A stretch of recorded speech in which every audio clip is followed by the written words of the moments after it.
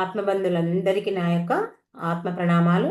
ఇంత గొప్ప జ్ఞాన మార్గాన్ని మనకు అందించిన మహాత్ములైన బ్రహ్మర్షి పితామహ పత్రిజీ దంపతులకు, నాకు జ్ఞానాన్ని అందించిన బ్రహ్మర్షి తటవర్తి వీర రాఘవ గారి దంపతులకు ఆత్మ ప్రణామాలు తెలుపుకుంటూ ఈరోజు కార్యక్రమాన్ని మనం మొదలు పెట్టుకుందాం మాస్టర్స్.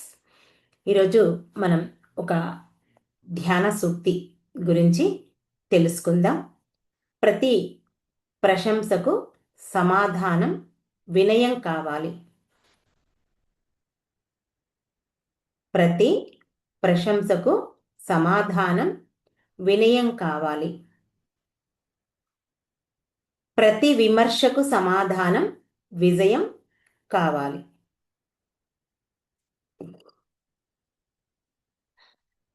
ప్రతి విమర్శకు సమాధానం విజయం కావాలి. ఒకసారి సూక్తి మళ్ళొక్కసారి చెప్తాను. ప్రతి ప్రశంసకు సమాధానం వినయం కావాలి. ప్రతి విమర్శకు సమాధానం విజయం కావాలి. చూడండి, మన జీవితంలో మన జీవితంలో కాదు, మన జీవితం మొత్తం ప్రశంసలు విమర్శలు అనే ఈ రెండుటి మధ్యలోనే మన యొక్క జీవితం అంతా సాగుతుంది. ఎవరైనా మనల్ని మెచ్చుకున్నారనుకోండి, అప్పుడు ఏమనిపిస్తుంది? మనకు ఆటోమేటిక్గా గర్వం వచ్చే అవకాశం ఎంతో ఉంటుంది. అదే ఎవరైనా విమర్శించారనుకోండి, అప్పుడు ఏమవుతుంది? మనలో కోపము, నిరుత్సాహము ఇవి కూడా వచ్చే అవకాశం ఉంటుంది. అందుకే ఈ రెండింటికి సమాధానం భగవద్గీతలో ఏం చెప్తున్నారు అంటే, ప్రతి ప్రశంసకు సరైన సమాధానం వినయం ఉండాలి. ప్రతి విమర్శకు సమాధానం విజయం ఉండాలి. అప్పుడే మనం ఆ ఆత్మ వికాసాన్ని, ఆ కార్యసిద్ధిని మనం పొందగలుగుతాం. మొట్టమొదటగా మనం ప్రశంసకు సమాధానం వినయం ఎందుకు అనే విషయం గురించి మనం తెలుసుకుందాం. చూడండి, మన మనసు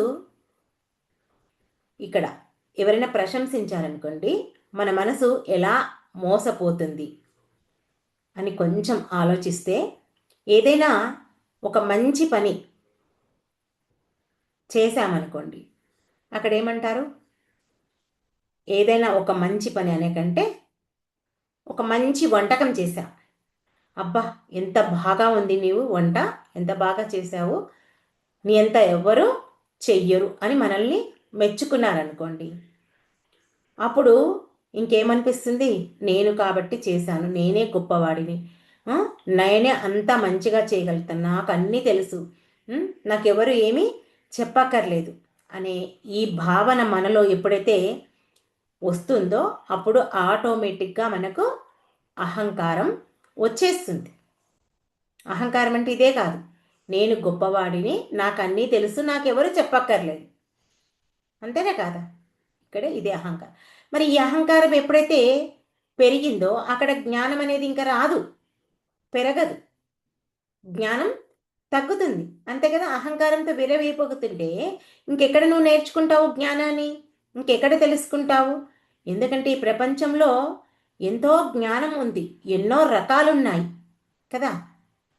మరి అన్నిటినీ నేర్చుకోవాలంటే నీవు వినయంతో ఉండాలి. నువ్వు ఎప్పుడైతే అహంకారంతో విర్రవీగుతుంటావో నీకు ఇక్కడ నేర్చుకోవడానికి ఏమీ లేదు. లేదు అంటే నీకు నేర్చుకోవడానికి ఇంకా అవకాశం ఉండదు. ఎందుకు? ఆ అహంకారం ఉండడం వల్ల. అందుకే మనం ఎప్పుడైతే అహంకారం పెంచుకోకుండా వినయంతో ఉంటామో అప్పుడు మనం నేర్చుకోవడానికి చాలా అవకాశం ఉంటుంది. ఆ వినయం ఎలా ఉండాలనేది భగవద్గీతలో శ్రీకృష్ణ భగవానుడు 13వ అధ్యాయం 8వ శ్లోకంలో ఏం చెప్తున్నాడంటే, అమానిత్వమధం భీత్వా మహింసా క్షాంతిరార్జవం ఆచార్యోపాసనం శౌచం స్థైర్యమాత్మ వినిగ్రహ. ఇది 13వ అధ్యాయం 8వ శ్లోకం. ఏం చెప్తున్నాడు శ్రీకృష్ణ భగవానుడు అంటే, అహంకారం లేకపోవడం, మోసం చెయ్యనటువంటి స్వభావం కలిగిన మానవుడు హింస చెయ్యకపోవడం, క్షమ ఉండడం, మనలో ఆ సరళత ఉండడం, గురువులను గౌరవించడం, మన యొక్క అంతరంలో కానీ బాహ్యంలో కానీ శుచిత్వం కలిగి ఉండడం, స్థిరత్వం కలిగి ఉండడం, మన యొక్క మనసు నియంత్రణ, ఇవన్నీ నిజమైనటువంటి జ్ఞాని యొక్క లక్షణాలు. ఇలాంటి లక్షణాలు ఎవరికైతే ఉంటాయో వాళ్ళు మాత్రమే జీవితంలో ఎంతో జ్ఞానాన్ని నేర్చుకుంటారు, ముందుకు వెళ్ళగలుగుతారు. ఇక్కడ మొట్టమొదటిలోనే మనకి ఈ శ్లోకంలో చెప్పాడు ఏమని? అమానిత్వం. మొదటి మాటే అమానిత్వం అంటే నన్ను గౌరవించాలి, నన్ను మెచ్చుకోవాలి అనే తాపత్రయం లేకపోవడం. చూడండి, మనకి ఏదైనా ఒక ప్రశంస వచ్చింటే అప్పుడు మనకు చాలా చాలా వినయం అవసరం. ఎందుకంటే ప్రశంస రావడం వచ్చిన వెంటనే మనం ఏమనుకోవాలి మన మనసులో అంటే, ఇది నాది కాదు, ఆ భగవంతుని యొక్క కృప వల్ల నాకు ఇది నేను సాధించగలిగాను. అంతే కదా? భగవంతుని కృప వల్ల నేను సాధించగలిగాను. ఇది నన్ను పరీక్షించడానికి అవతలి వ్యక్తి నన్ను పొగిడే విధంగా మాట్లాడుతున్నాడు. అంటే ఈ మాట ఎవరిది? ఆ భగవంతుని మాట. నన్ను పరీక్షించడానికి ఆ భగవంతుడు అవతలి వ్యక్తిచే ప్రశంసలు చేపిస్తున్నాడు అని ఇక్కడ అనుకోవాలి. అట్లా కాకుండా అదే కనుక గర్వంగా మారిందనుకోండి, అప్పుడు మన యొక్క పతనం మొదలవుతుంది. ఇంకా మనం ఏమీ నేర్చుకోం. అక్కడ ఒకటే గుర్తుపెట్టుకోవాలి, నేను నిమిత్త మాత్రుణ్ణి, ఆ భగవంతుడు నాచే చేయిస్తున్నాడు, నేను చెయ్యడానికి ఒక పనిముట్టును, ఆ కర్త ఆ భగవంతుడే ఇక్కడ కర్త, నేను కాదు, ఆ కర్త నేను కాదు, ఆ భగవంతుడే అనే విషయం మనం ఇక్కడ గుర్తు పెట్టుకోవాలి. ఈ కర్త గురించి శ్రీకృష్ణ భగవానుడు 3వ అధ్యాయం 27వ శ్లోకంలో ఏం చెప్తున్నాడంటే, ప్రకృతేః క్రియామానాని గుణైః కర్మాణి సర్వశః అహంకార విమూఢాత్మ కర్తాహమతి మన్యతే.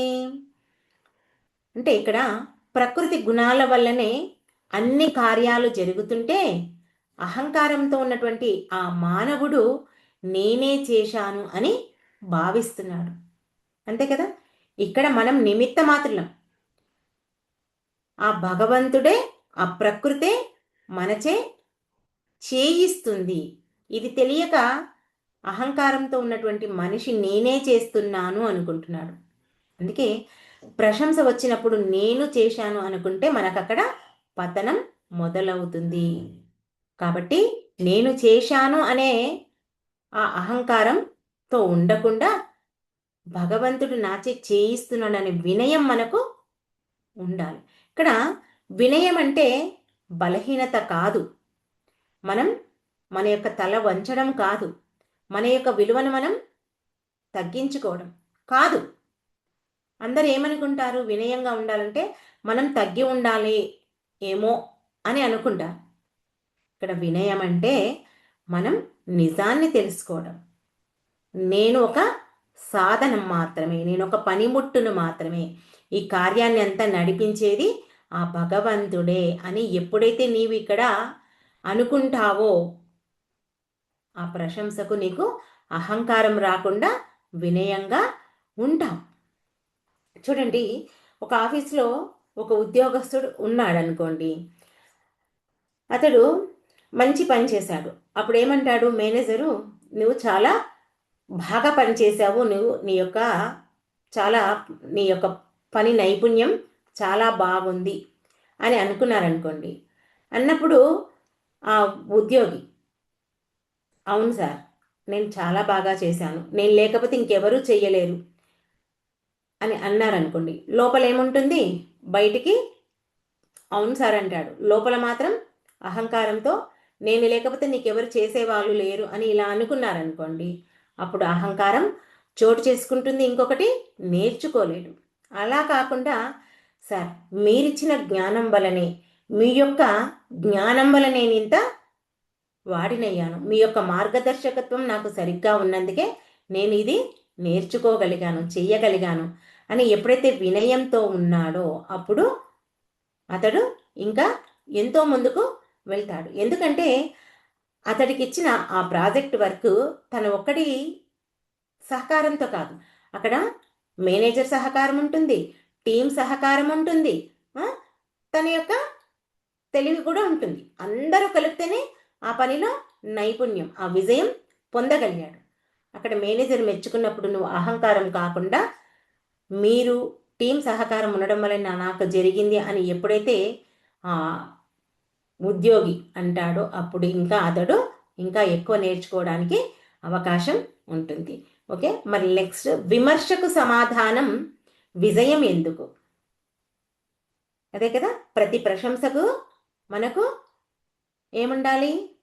వినయం ఉండాలి. ప్రతి విమర్శకు మనకు విజయం పొందుతాం. అంటే ఇక్కడ విమర్శ మన మనసును ఎలా దెబ్బతీస్తుంది చూడండి. మనం ఏదైనా ఒక సేవా కార్యక్రమం, ఒక ధర్మమైనటువంటి కార్యక్రమాన్ని చేసినప్పుడు మనల్ని ఎవరైనా విమర్శించారనుకోండి, అప్పుడు ఏమవుతుంది? ఆటోమేటిక్గా మనకు కోపం వస్తుంది, బాధ అవుతుంది, మనం ఎలాగైనా సరే ప్రతీకారం తీర్చుకోవాలి అని అనుకుంటాం కదా. ఎలాగైనా సరే నేను నా ప్రతీకారం తీర్చుకోవాలి అంతే. అదే సమయంలో సేమ్ టైంలో నిరుత్సాహం కూడా అవుతాం. ఇక్కడ ఇవి సహజం. ఎవరికైనా తను చేసే పనిలో ఎవరైనా విమర్శిస్తే ఈ కోపము, బాధ, నిరుత్సాహము ఇవన్నీ సహజం. కానీ ఇక్కడ భగవద్గీతలో శ్రీకృష్ణ భగవానుడు ఏం చెప్తున్నాడంటే, ఈ విమర్శకు మాటలతో కాకుండా మనం ఆ యొక్క కార్యసిద్ధితో మనం సమాధానం ఇవ్వాలి. అప్పుడే మనం విజయాన్ని సాధిస్తాం. దీన్నే 2వ అధ్యాయం 14వ శ్లోకం.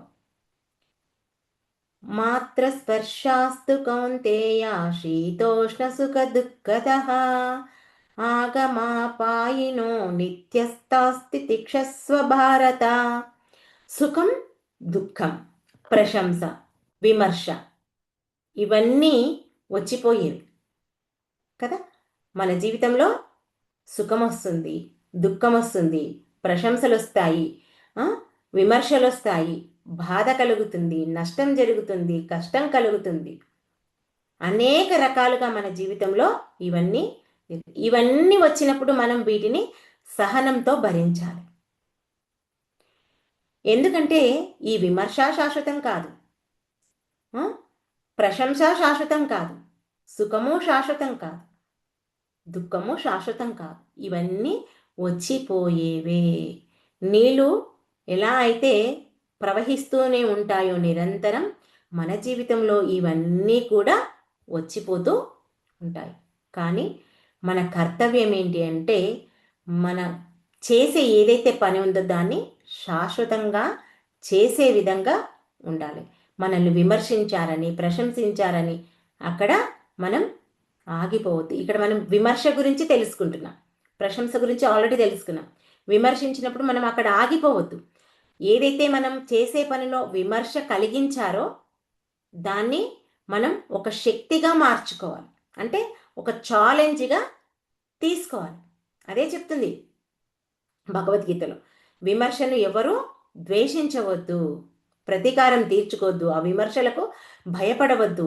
ఏదైతే విమర్శ కలిగిందో నీ జీవితంలో దాని నుంచి నీవు పాఠం నేర్చుకోవడానికి నీకు అది ఎదురైంది. మనం చెప్తామే, మనకి ఏదైనా ఒక కర్మ వచ్చింది అంటే అది శిక్ష కాదు, శిక్షణ అని చెప్పుకుంటామే. అదేవిధంగా నీవు చేసే పనిలో ఇక్కడ ఏదైనా విమర్శ కలిగింది అంటే దాన్ని శిక్షణగా తీసుకోవాలి. ఎందుకంటే ఈ ప్రపంచంలో ఈ నిందాస్థితులు కలగడం సహజం. ఆ నిందాస్థితుల పట్ల మనం సమత్వాన్ని పొందగలగాలి, చూడగలగాలి.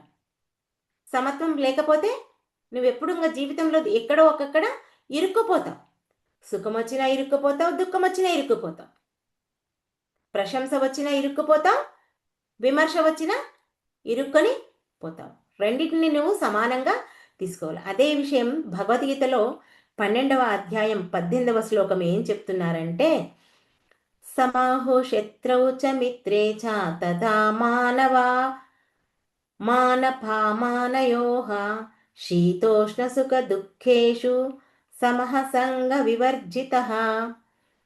ఇక్కడ మనకు ఉన్నటువంటి శత్రువు కానీ, మిత్రుడు కానీ, గౌరవం కానీ, అవమానం కానీ, సుఖము కానీ, దుఃఖము కానీ అన్నింటిలో మనం సమానంగా ఉండాలి. వాడే నిజమైనటువంటి భక్తుడు, ధ్యాని, జ్ఞాని, వివేకం కలిగినవాడు. నీ జీవితంలో శత్రువున్నా మిత్రువున్నా నీవు స్వీకరించాలి. నీకు గౌరవం కలిగినా అవమానం కలిగినా దాన్ని ఎదుర్కోవాలి. అన్నింటిలో సమానంగా చూడాలి. అలాంటి వాడే జీవితంలో ఎదుగుతాడు. విమర్శకు ఎవరైతే లోనవుతారో, వాళ్ళు చేసేటటువంటి పనిని మానేస్తారో వాళ్ళు ఇంకెప్పుడు పైకి రారు. వాళ్ళు ఆ విమర్శకు లోనై ఆ లక్ష్యాన్ని వదిలేస్తే ఎవరు గెలుస్తారు? అప్పుడు ఎవరైతే విమర్శిస్తారో వాళ్ళే గెలుస్తారు. ఆ విమర్శకు మనం భయపడి ఒక అడుగు వెనకేసామనుకో మనం ఓడిపోయినట్లు. ఎవరైతే మనల్ని విమర్శించారో వాళ్ళ ముందు మనం చేసే పని ఏదైతే ఉందో దాన్ని చేసి నిరూపించాలి. అప్పుడే మన యొక్క గెలుపు ఉంటుంది. విమర్శ ఉన్నప్పటికీ మనం ముందుకు వెళ్తే కనుక అదే మన యొక్క నిజమైన విజయం. అంతే కదా? నువ్వు వెనకడుగు వేసావనుకో ఏమీ లాభం లేదు. ఇంకా నిన్ను ఏడిపించేవాళ్ళు, విమర్శించేవాళ్ళు ఎక్కువ మంది తయారవుతారు. చూడండి, మీకు ఎవరికైనా క్లాస్ చెప్పడానికి చాయిస్ వచ్చింది, చెప్పమన్నా చూడు ఇలా చెప్పింది, ఏం బాగా చెప్పలేదు అని ఎవరైనా అన్నారే అనుకో, అప్పుడు దాన్ని మనం నిరుత్సాహపడేట్లు ఉండకూడదు. సరే, ఇది నేను నేర్చుకోవడానికే వీళ్ళు ఇలా అన్నారు. ఎక్కడ ఏ పొరపాటును వాళ్ళు ఏలెత్తి చూపించారో దాన్ని నెక్స్ట్ టైం మనం చెయ్యకుండా సరిదిద్దుకొని ప్రయత్నం చేస్తే నెక్స్ట్ టైం మనం ఇంకా క్లాస్ బాగా చెప్పగలుగుతాం. అమ్మా, నేను చెప్తే వాళ్ళన్నీ వంకలు పెడతారు, ఏదో ఒకటి అంటారు, ఎందుకు చెప్పాలెందుకు, నేను వాళ్ళతో వెక్కిరించుకోవాలి ఎందుకు, వాళ్ళతో విమర్శించుకోవాలని ఎందుకు అని అనుకున్నామనుకో ఇంకెప్పుడు జీవితంలో మనము క్లాస్ చెప్పడానికి ముందుకు వెళ్ళము. ఆ ధైర్యం మనకు ఉండదు. ఎప్పుడు మనం నేర్చుకోము. ఇంకా ఎక్కడ వేసిన గొంగడి అక్కడే ఉన్నట్లు మనం కూడా అలాగే ఉండిపోతాం. అలా కాదు, ఆ తప్పుల్ని సరిదిద్దుకొని మనం ఎప్పుడైతే చెప్పడానికి ప్రయత్నిస్తామో విజయం మనదే. ఇంకా మనకెవరు సాటి రారు. విజయం అంటే ఇక్కడ ఎదుటివాన్ని ఓడించడం కాదు, వాదనలో గెలవడం కాదు, మన యొక్క మనసును మనం గెలవడం, మన యొక్క కర్తవ్యాన్ని వదలకుండా మనం కొనసాగడం. అంతే కదా? నువ్వు ఇట్లన్నావా, నేను చూడు ఎట్లా చెప్తాను, నెక్స్ట్ టైం నా క్లాస్ చూడు అని మనం వాళ్ళతో వాదించవద్దు. ఏమీ మాట్లాడకుండా మన యొక్క సాధన, మన యొక్క జ్ఞానాన్ని మనం పెంచుకోవాలి. మన కర్తవ్యం ఏంటి? విజయం సాధించడం. దానికి శ్రీకృష్ణ భగవానుడు ఏం చెప్తున్నాడు అంటే 2వ అధ్యాయం 47వ శ్లోకంలో, కర్మణ్యే వ్యాధికారస్య మా ఫలేషు కదాచన మా కర్మ ఫల హేతుర్భూర్మ తే సంఘోస్త కర్మని. ఇక్కడ నీ అధికారం కర్తవ్యం మాత్రమే, ఆ కర్తవ్యంపై మాత్రమే ఉండాలి, ఫలాలపై కాదు. నీవేదైతే చెయ్యాలనుకుంటున్నావో, నీకెక్కడైతే విమర్శ కలిగిందో ఆ విమర్శ కలగకుండా ఆ కర్తవ్యాన్ని, ఇప్పుడు నేనేం చెప్పాను మీకు, క్లాస్ గురించి చెప్పాను. ఆ క్లాస్లో నీకు విమర్శ వచ్చింది. నెక్స్ట్ ఆ పొరపాటు జరగకుండా నీవు జ్ఞానాన్ని పెంచుకొని చక్కగా చెప్పడానికి నేర్చుకోవాలి. చెప్పడం నీ వంతు, ఫలితం ఆ భగవంతుడి ఇస్తాడు.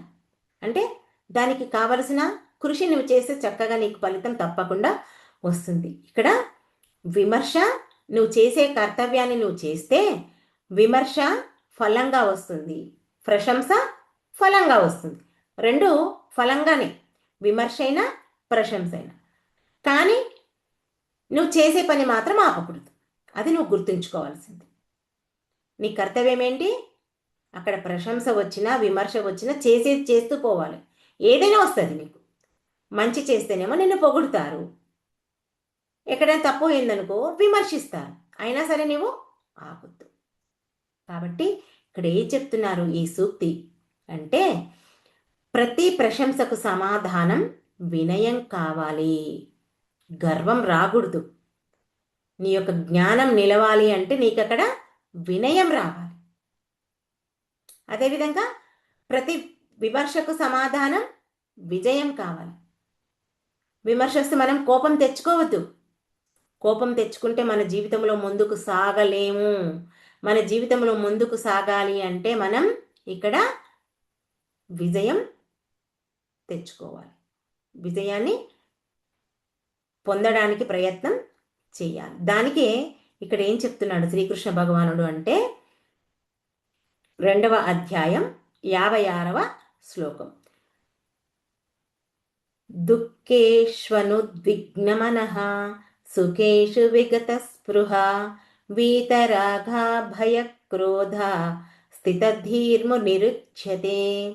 దుఃఖంలో కుంగనివాడు, సుఖంలో మునిగిపోనివాడు, రాగము భయము కోపము లేనివాడే స్థితప్రజ్ఞ. అర్థమైందా? దుఃఖం వస్తుంది మన జీవితంలో, ఆ దుఃఖంలో మనం కుంగిపోకూడదు.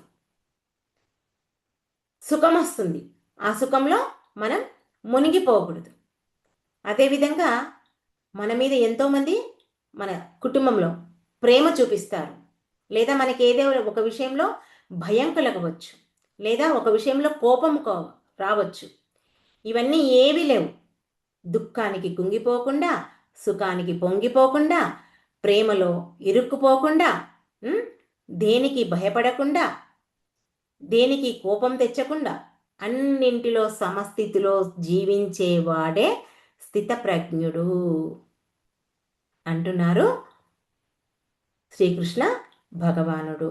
మరి ఈ స్థితప్రజ్ఞుడు ప్రశంస వచ్చినా కదలడు, విమర్శ వచ్చినా కదలడు. రెండింట్లో సమానంగా ఉంటాడు.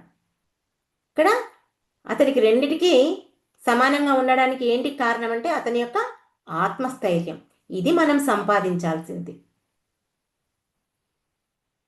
ఏది వచ్చినా కుంగక పొంగక ఉండడమే మనం సంపాదించాల్సింది. ఈ వాక్యం ద్వారా మనం ఏం తెలుసుకోవాలి అంటే, ప్రశంస వచ్చినప్పుడు నేను కాదు, ఆ యొక్క ఈశ్వరుని, ఆ యొక్క భగవంతుని, ఆ యొక్క ప్రకృతి యొక్క కృప వల్ల నేను ఇది సంపాదించగలిగాను అని అనుకోవాలి. అదే విమర్శ కలిగింది అనుకోండి, అప్పుడేమనుకోవాలి?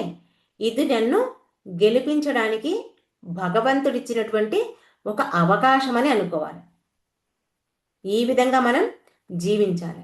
అలా ఎవరైతే ఆచరిస్తారో విజయం పొందుతారు. ఆచరించని వాడు ఏం చేస్తాడు? ప్రశంసలో పడిపోడు, విమర్శలో కుంగిపోడు. ఈ రెండింటిని ఆచరించిన వాడే నిజమైనటువంటి జ్ఞాని, నిజమైన విజేత. ఎవరు? ప్రశంసకు పొంగిపోకుండా, విమర్శకు కుంగిపోకుండా ఉన్నవాడే నిజమైన ధ్యాని, జ్ఞాని. మరి ఇవన్నిటిని మనం సాధించాలంటే మనం మన పత్రి గారు ఇచ్చినటువంటి శ్వాస మీద ధ్యాస ధ్యానం ఎప్పుడైతే చేస్తామో ఇవన్నీ మనకు బాగా అర్థమవుతాయి. ఎప్పుడైతే ఆ ధ్యానం చేస్తూ జ్ఞానాన్ని వింటూ మన జీవితంలో ఇవన్నీ ఆచరింప చేసుకుంటామో మన యొక్క ఆత్మ ఉన్నతికై మనం పాటుపడిన వాళ్ళం అవుతాము. ఓకే మాస్టర్స్, ఈ అవకాశం నాకు ఇచ్చినందుకు మీ అందరికీ నా యొక్క కృతజ్ఞతలు. Thank you. అందరం ఒక 2 నిమిషాలు ధ్యానంలో కూర్చుందాం.